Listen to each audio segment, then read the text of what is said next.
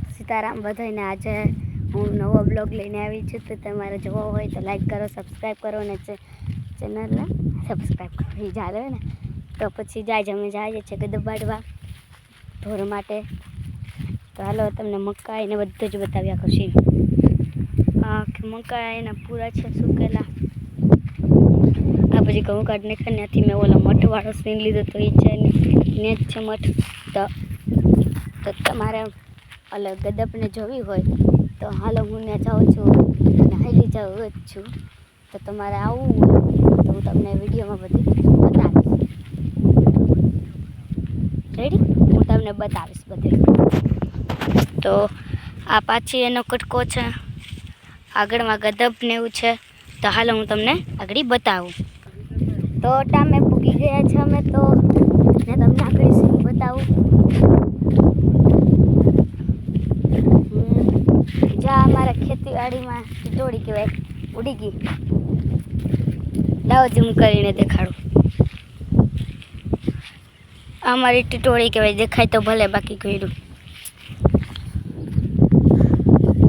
તો અમે પૂગી ગયા છે તો ત્યાં આવી ગયા છે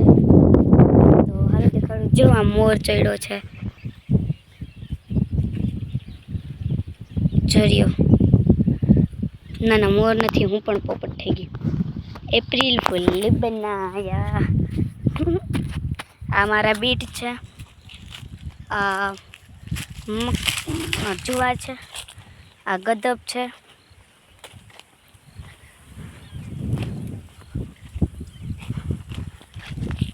આ ક્યારામાં હું કાલ વાટતી હતી તો તમને લઈ જાઉં છું પાછ મારા બાપા છે એ ગદબ વાટે છે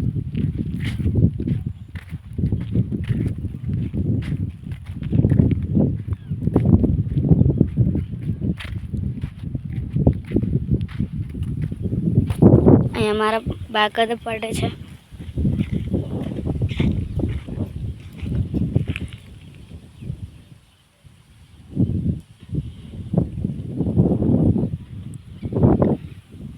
ગાયો માટે બા ગદબ વાટે છે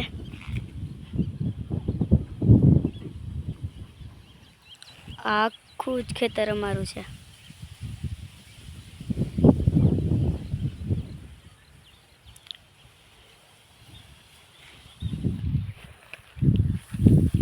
તો હું તમને એક નદીએ લઈ જાઉં તે અમારા ખેતર પાસે જ છે તો હું ચડું છું આગળ તમને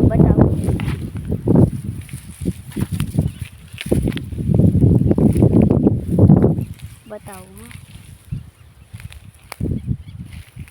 ખમોજો રાખો હું પારેને પાયરે હાલી જાઉં છું તો તમે તો નદી સૂકી છે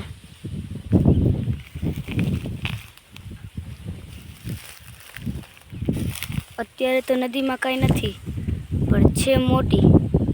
અહીંથી સેટ છે અહીંયા પુલ આવી જાય છે અહીંથી ઉતરવાનો રસ્તો છે આ કેડી છે કાંટા જ છે અહીંથી ઉતરી ગયા તો આ અમારી બદામ છે અમારી બદામ આ સરેગવો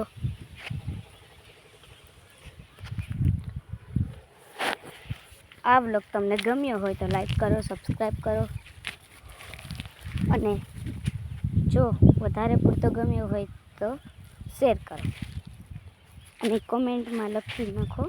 સબસ્ક્રાઈબ